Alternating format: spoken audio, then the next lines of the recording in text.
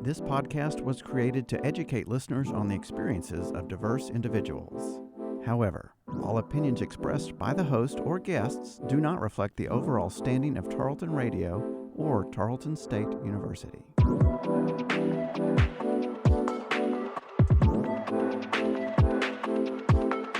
Hello, everyone, and welcome to Making Space, a Diversity Dialogue. I'm your host, Cole, and this is a bi-weekly podcast where together we'll have questions answered about socially sensitive topics while creating a lasting relationship with diverse people. The topic for this episode is transgender leadership and politicians. I am very, very excited to introduce you guys to our guests this week, but before we do that, I want to talk a little bit about the history behind transgender folks in politics. I know we've talked a little bit about LGBTQ plus people in politics before, mostly that being gay, lesbian, and bisexual people in politics. However, we have not touched on trans folks yet specifically, which I think is a huge identity that we need to touch on that is really relevant to what's happening today, and especially what's happened in the latest election closest to this recording in November of 2020. So the very first transgender person to be elected into office is Danica Roem. She is an American journalist and politician of the Democratic Party. In the 2017 Virginia elections, she was elected to Virginia House of Delegates. She was the first openly transgender person to be elected to the Virginia General Assembly, and in January 2018 became the first to both be elected and serve while openly transgender in the U.S. state legislature. In August of 2017, during her campaign, she was endorsed by the Human Rights Campaign, something that we've talked a little bit about before in our previous LGBTQ plus episodes. They're an incredible organization that helps LGBT folks, helps get resources out there. And also, in October of 2017, she was endorsed by the now president-elect Joe Biden. In September of that very same election year, Roem was videoed saying something really, really inspiring and very important. She said, "There are millions of transgender people in the country, and we all deserve representation in the government," which I think is very incredible and very, very true. As previous elections have shown, we do have a lot more representation now than we did before. Transgender folks, LGBTQ plus folks, people of color, it is just continuing to be more diverse, and I really, really like that, and it shows how diverse the country really is. Unfortunately, folks in politics and in the country still don't necessarily recognize transgender folks. In Danica's campaign, her opponent did try to use her gender identity against her, refusing to use her pronouns and refusing to debate with her, which she responded by saying, "Identity shouldn't be a big deal, and this is just who I am." Of course, throughout her campaign, she did receive a lot of positive and inspiring messages as well. And of course, she did end up getting elected. So now that we've talked about the first transgender politician in the United States, we can talk a little bit about the more recent elections in November 2020. As of the November 2020 elections, we have our very first openly transgender state senator. Her name is Sarah McBride, senator-elect for Delaware. I think this is a big win for trans folks out there in the LGBT plus community. I am so excited now that we've talked a little bit about that to get to our guests for this week, and I'll introduce them now. Hello, everyone, and this is Cole from Making Space and Tarleton Radio Station. I am here with Representative Lisa Bunker and Representative Brianna Titone. Thank you guys both for coming in and or showing up to interview with me. Thanks for inviting us. Yeah, thanks for having us here. And Representative Lisa Bunker was elected to New Hampshire House of Representatives in 2018 and recently won re-election in November 2020. Congratulations on that. Thank you very much. And you also, as of last year, released your second novel. Isn't that correct? That's also true. I have 2 published works for middle grade readers, kids basically who are middle school age. And that has a lot of LGBTQ plus representation from what I could scrounge from your website. Yes.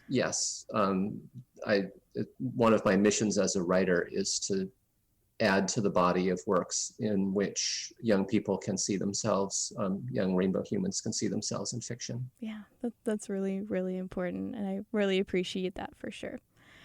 Now, Representative Brianna Titone assumed office in the Colorado House of Representatives in 2019 and was just reelected this year as well. Congratulations. Thank you. And you also not only have interest in LGBTQ plus advocacy, but also in environmental issues, which I found really, really cool and interesting, especially being in Colorado. Well, I'm a geologist. I'm a geochemist and worked in the environmental industry. Really understand when people talk about climate change.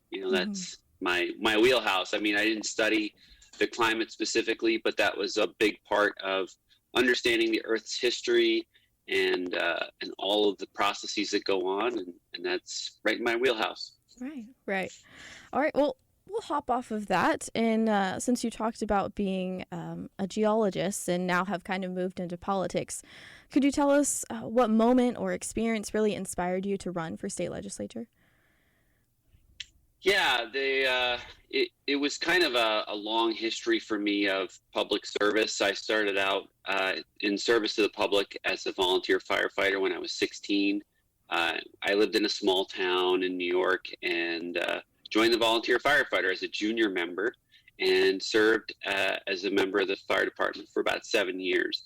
And during that time, I really understood, when the call for service happens, you show up, you do the work, and you go home and you do what you need to do for your own life. And that was something that was really important to me. And I always found volunteer opportunities throughout my life, whether it be the HOA president or I serve as a member of NecroSearch. We're an organization that helps law enforcement find clandestine graves to solve cases. Anything that I could do to try to be helpful and leave a legacy behind me was something that was important to me. And I wanted to be an FBI special agent. That's what I originally wanted to do. And it's a hard job to get. And I didn't get that job. And after that happened, that I didn't get the job, that's when I really came to the conclusion that I needed to work on myself, that I was sacrificing my own happiness for the work that I do and the careers and the opportunities that were afforded me because of the privilege that I had. And once I realized that, that dream was gone, that I needed to shift gears, and then I came out as being trans, and being a trans person gave me the idea that, if I was going to be someone who was going to step up for the community in a way that an FBI agent would, then I can step up as an advocate and as someone who is advocating for people in the community. And then that just led to politics. And someone said, you should run for office. You're really qualified and you do a really good job. And I was like, okay, all right, let's try it. Yeah, let's just give it a shot and maybe you'll get elected. And you did. And it has been amazing representation for trans folks out there. So Representative Bunker, will you answer the same question? What moment or experience really pushed you to run? Well, like Brianna, I have a long history of public service of one form or another. I feel like that's an important part of being alive in the world, is to find ways to help other humans. And for a long time, I did that through my work in public broadcasting, public and community broadcasting. I worked in that field for 3 decades, most recently as the program director of a community radio station in Portland, Maine. And it was sort of hardcore old school community radio. Almost all of the programming was done by volunteers. It was wildly eclectic. Yes. And I was the program director and chief trainer. So I trained a couple thousand people, literally, to express themselves freely on public media. And that made me feel really good about contributing to my community and to ideals of free speech and democracy. About 5 years ago now, I finally stopped working in that field. I switched over to working full-time as a writer, as an author, which I love. It's what I've wanted to do since I was 5, but it is more, it's lonelier work. It's more isolated. Solitary. And I still felt, I felt like I was doing good putting stories into the world with LGBTQ children in them. but I wanted to do more. Then the 2016 election happened, and like many other people, I was horrified by the results of that. And I spent a year thinking about what could I do to contribute to the fight against what I saw as a kind of rise of neo-fascism in our country. I had thought in the year 2016 of running for office, but I self-selected out because I assumed as an out transgender person, I would not get elected. And then Danica Roem got elected to the Virginia General Assembly in 2017. And that electrified me. If she could do it, I could do it. And I started looking into what it would take to run for office. And it turns out it's surprisingly easy in New Hampshire to run for the New Hampshire House of Representatives. We have a body of 400 representing 1.4 million people. So that breaks down to about 3,500 constituents per rep. Wow. It's a truly local office. And unlike Brianna, I didn't hire a staff or have to raise hundreds of thousands of dollars or anything. I raised a few $1,000s. I got signs made and printed a pamphlet and knocked on a bunch of doors, and I got elected. So it does turn out to be easier than in many other states. Not to downplay the achievement, because I think it's really important that for sure. Following Danica's victory in Virginia, we had multiple other people coming up in the next year, and even more now. And it's very exciting to be part of the wave, the early wave. I'm glad somebody else went first. I think Danica is honest to God rock star, and she carries that banner so well. And I'm very happy to be in the second wave, bringing up what I hope is just sort of a permanent change in the representation of trans people in governance in our country. I hope so as well. We definitely need more representation for more folks out there, because it certainly isn't as set in stone as other people think. We have so much diversity here in our country, and we need to really, really have that shown visibly. So I'm going to ask both of you this. How has your gender identity affected your career as a politician? I know, Representative Bunker, you said it kind of affected whether you thought you could be elected, but are there other ways that you feel it has affected you? It hasn't been that much of an issue for me. I followed Danica Roem's lead in not running on my identity. I didn't run as a trans candidate. I just ran as somebody who wanted to help represent my town in state government. And I certainly have been involved in some legislation that goes along with my identity and my membership in the LGBTQ community. I helped to pass legislation to create a non-binary marker on state IDs in our last term. Really? And we also, in the previous administration, and I want to give credit where credit is due, in a Republican legislature with a Republican governor, we did pass basic civil rights protections for trans people two sessions ago now. But in the last session, we extended those rights to every corner of state law and codified a really sort of progressive definition of trans identity in the definitions part of state law, and also transferred the same rights that we had won to language specific to schools. So now gender variant students are protected by state law in New Hampshire. That's incredible. So we were able to do a lot of good work in that area. But I also worked on gun violence prevention and minimum wage. Perhaps the proudest moment of my first term was being one of the votes that overrode the governor's veto on a repeal of the death penalty. So we got rid of the death penalty in New Hampshire, and every single person in the room that day mattered because we had 2/3 plus 1 to override the veto. And if I hadn't been there that day, the vote would have gone the other way. So that has nothing to do with gender, but I'm very proud to have been part of that effort. Yes, of course. So it seems to not necessarily be a platform, just you as a person, it is representation, and then you are able to do the work you were meant to do. I do think that it's really important that I and my colleague Jerry Cannon, and actually we now have a third trans rep in New Hampshire. Her name is Sarah Lawton. Stacy Stacey Lawton. I only just found out about her. She didn't really foreground her identity in any way that I noticed before the election. Mm-hmm. In any case, there are 3 of us now. Wow. And it's amazing what we can accomplish just by showing up, just by being in every room that we're in serving. It's still the case that only a small fraction of people in the United States will say that they've ever met a transgender person, but none of the 400 people serving in the state legislature in New Hampshire can now say that they've never met a trans person. And just that, I think, really matters. Of course, it does. And same question for you, Representative Titone. Well, I mean, my experience in the Colorado House is a little bit different because I represent about 85,000 people. And in the last election, over 60,000 people voted in House District 27 for the position of House District 27. We had 63,000 people vote for president.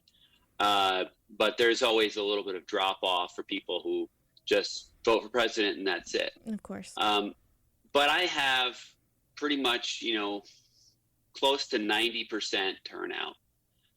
90% of the people in my district are going to vote, and they're going to vote for somebody. They're going to vote for either me or another candidate for this position. So I have to really work hard to win people over. I have to make sure that they understand what my qualifications are, what I'm going to do, and how I'm going to do it, and how I'm going to represent them. And they have to see that it's not just lip service, that I'm going to actually deliver on that.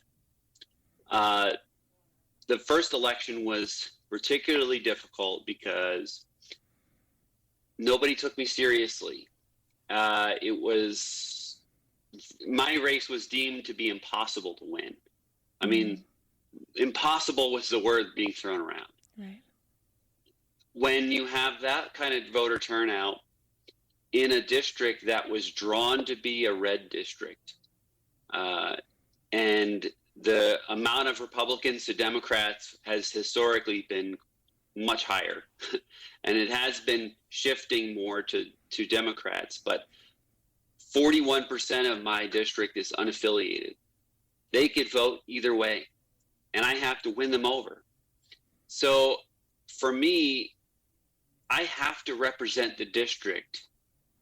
Absolutely. I have to represent the district. I have to do the work, and I have to show them that I'm going to do the work.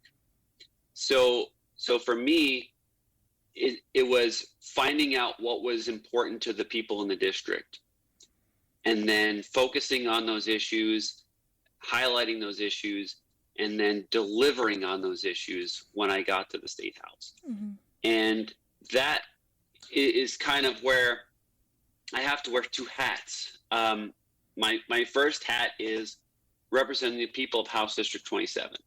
That's my main goal. That is what I was put here to do.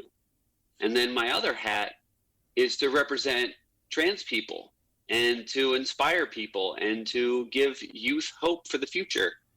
And I have to balance that. I can't be too much in the I'm a trans person, this is important, right? Here's why, because now I'm not focusing on my other job. And I found it, very difficult to try to balance that because there were a lot of bills that I fought for before I got to the State House that I was testifying on. Identity document change laws to make it easier for trans people to change their birth certificate and their driver's license.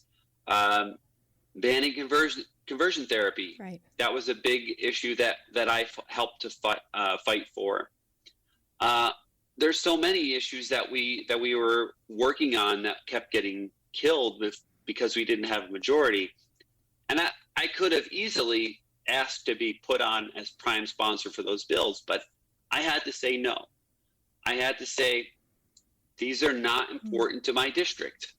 And when you have a district that votes 50.4% for me in my first election, I don't get a lot of wiggle room there. Yeah, I know that half the people didn't vote for me.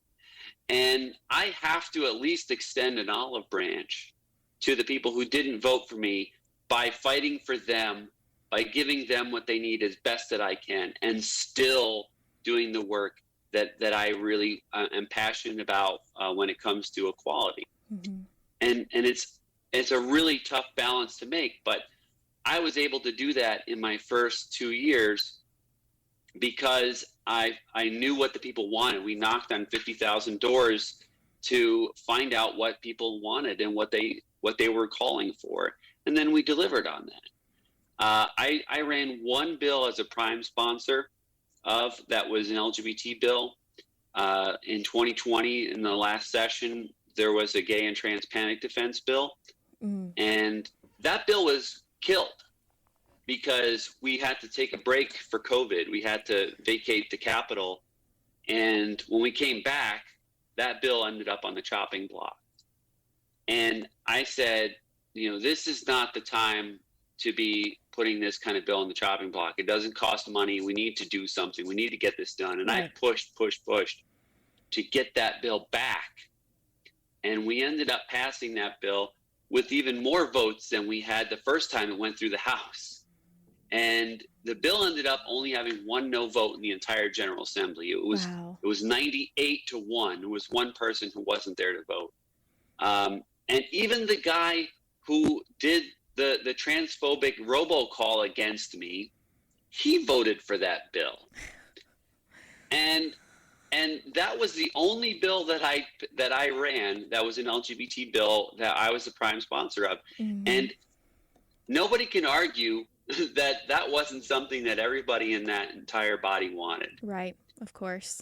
It wasn't a partisan issue. It seems like it's definitely a give and take type situation, especially in politics, whether you guys have an identity that you're advocating for, but you also have to advocate for the majority as well, which unfortunately is not LGBTQ plus people. So what would you guys say is the most challenging part of being a transgender person in politics, a transgender woman specifically?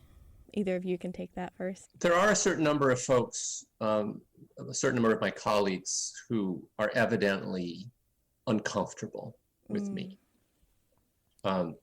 It's fascinating to be an able-bodied white trans woman because for decades I lived as an apparently cisgendered heterosexual white man. The height of privilege. I got to experience that particular sort of conglomeration of privilege firsthand. Mm-hmm. And then I went through transition and was able to really understand in a way that is not accessible to many people what it is like to lose a portion of your privilege, specifically going from presenting as male in the world to presenting as female. And it was really noticeable. It was, there's certain folks who I transitioned on a job, a very social job, that program director job that I talked about. So I changed my gender, my lived gender with a volunteer corps of hundreds of people.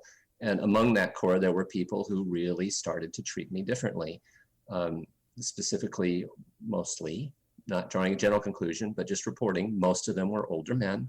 And they were just very uncomfortable with me. They wouldn't meet my eyes anymore. They stumbled over my name and pronouns. I had to ask them again and again to stop calling me sir or things like that, or Mr. And then there was the part where they wouldn't listen to me anymore. And since it was the same person in the same context, I could really tell the difference between having a conversation with someone and back in the day when they were reading me as male, they would listen respectfully, take in what I was saying and respond to it. And now these same people were listening in a perfunctory way, nodding, but obviously their minds were elsewhere. And then they would just go ahead and say whatever they were going to say when I was done. And so this twisty reaction where it's like, wow, you're really seeing the difference. You're really treating me as a female. You jerk. Yeah, that's a catch-22. Like, oh, you see me as female. Great. But also, stop. Yes. But with the misogyny, not so much. Yeah, right. So I'm happy to report that I've faced no overt expressions of transphobia or prejudice, but it's all coded. It's looks, it's stares, it's silences, and there's just a certain way about someone. Discomfort factor with some of these folks, which is fine. We still do the work in committee and we still show up to vote, and the process continues. But it has been on occasion uncomfortable. Right. And Representative Titone, would you say that's the same type of challenge that you face, or do you have other challenges that you think are more apparent, more barriers? My experience is very similar to Representative Bunker's experience. One thing that I did feel that made a little bit of a difference was being elected to state representative, which affords you a bit more privilege. So after losing a lot of my privilege, I got a little bit of a bump back because there's a lot of people that, by tradition, have to treat you a little bit differently as a state representative. Right. But still in the building, when we do second reading of bills, we resolve ourselves to the committee of the whole. And one member of the House will take the position of the Speaker and run the committee of everyone in the House. And when I've taken that position in the Speaker's position, it's by tradition that when someone wants to speak down in the well, because we do things a little bit differently than some state houses, you go down to the well, you raise your hand to be recognized, and then the chair will call on them. And I will say, Representative Smith, and they will say, "Thank you, Madam Chair," before they start to speak. That's just the way it works. Okay. There were some people on the Republican side that would refuse to refer to me as Madam Chair. I see. Some of them would deliberately misgender me, and they knew that they only got one shot at that before they got the gavel. And they would always, take that opportunity just to do it on television, of course, because it's broadcast. And some people would, take that opportunity and then just say, "Thank you, Chair," or "Thank you," and not even refer to me as the pronoun that I wanted to. So lots of passive aggressive things. Right. I ran a bill that was with some students from one of the high schools. They wanted to expand access to menstrual hygiene products in schools. And one of the members on my own party said that I was not the best messenger for that bill. And I found that to be very offensive because why? Because I don't have a vagina, that I'm not the best messenger for that bill. It was very passive aggressive, microaggression that was put at me, and these are the kinds of things that we have to kind of be prepared for, right, and have little things to say back on the drop of a hat, just to make sure that we're saying like, well, yeah, I'm the great messenger for that, since the people in my district were the ones that actually brought this bill to me, so I'm the perfect messenger for this bill. Right. And these are the kinds of things that we have to deal with on a regular basis. Right. Those just little micro things that happen, but they're still noticeable and for sure can still hurt at times. So Zoom is telling me that we might get cut off in a little bit, but hopefully we'll get back if something like that happens. But before we do, can you tell us what the most rewarding or what the best part about being a trans person in politics right now is? Either one of you can take that. Well, I'll go first. For me, it was my race flew under the radar, so not a lot of people knew who I was. Everyone knew who Danica Rome was, and one of the things that I really want to try to do is to get more people to know who I am, because the more people who know who we are, the more benefit that we can get to more people. For sure. But the people that did know about me, sent the most beautiful messages, and just, the thank yous, and, you give me hope. This year, someone sent me a note on Instagram saying that my reelection was the best thing that happened in 2020 for them. And I was like, wow, wow. That's pretty incredible. But it's little things like that, knowing that you're making a difference in someone's life, even if it's just 5 or 10 or 20 people, that's one of the reasons why I'm here.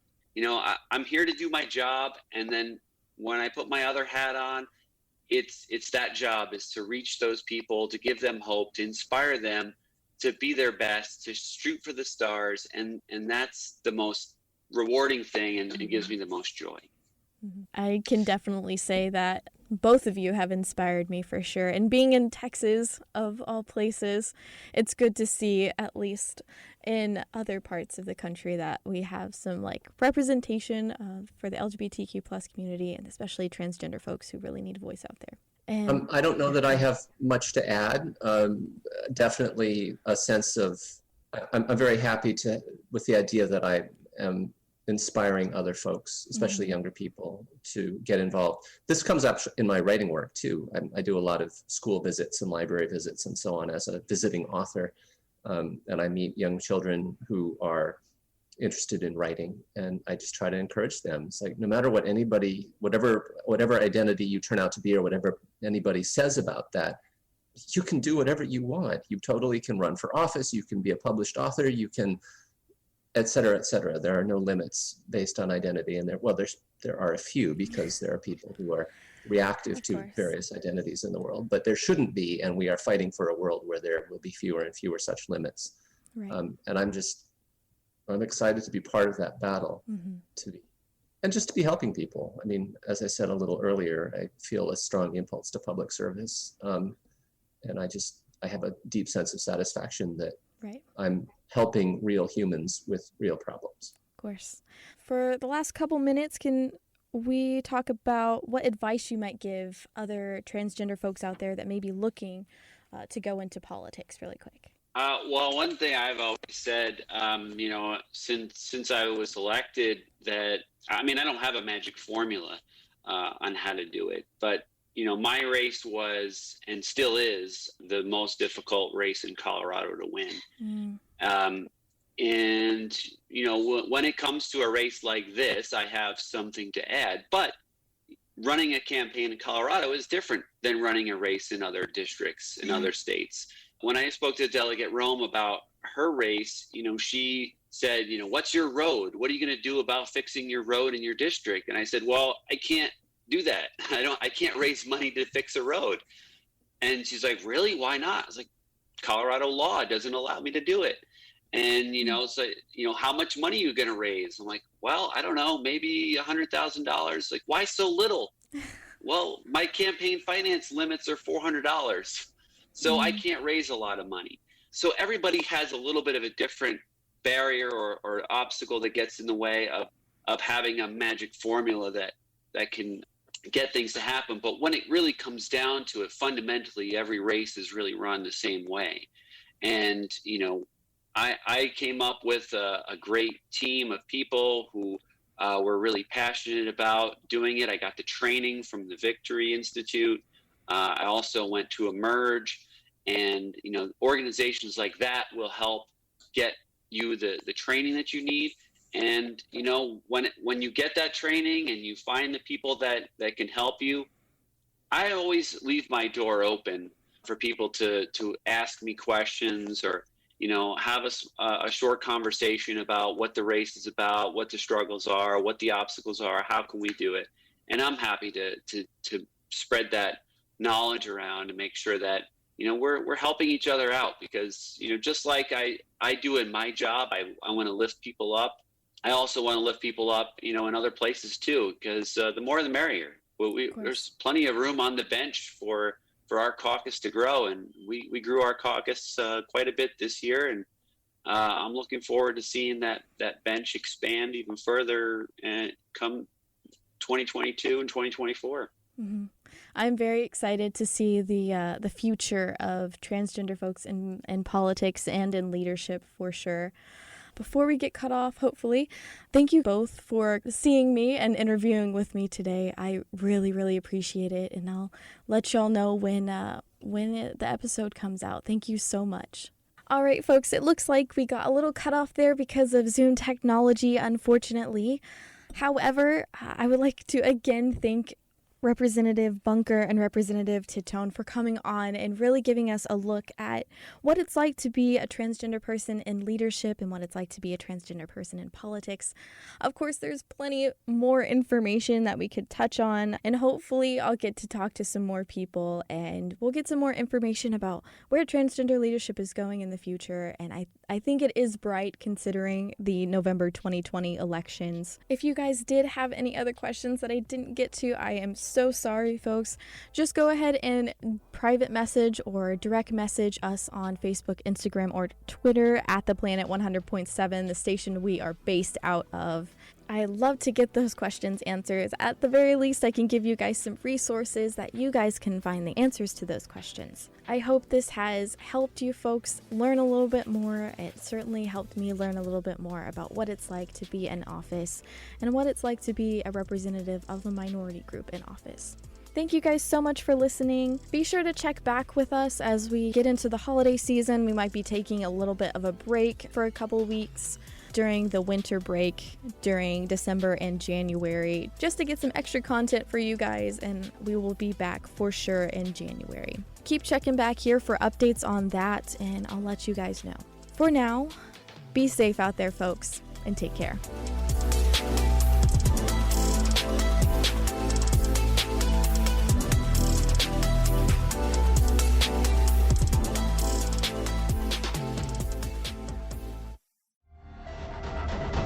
This has been a Tarleton Radio Network podcast with production from me, Taylor Welch, and me, Carissa Cole. Find more great shows by searching Tarleton Radio Network wherever you get your podcasts.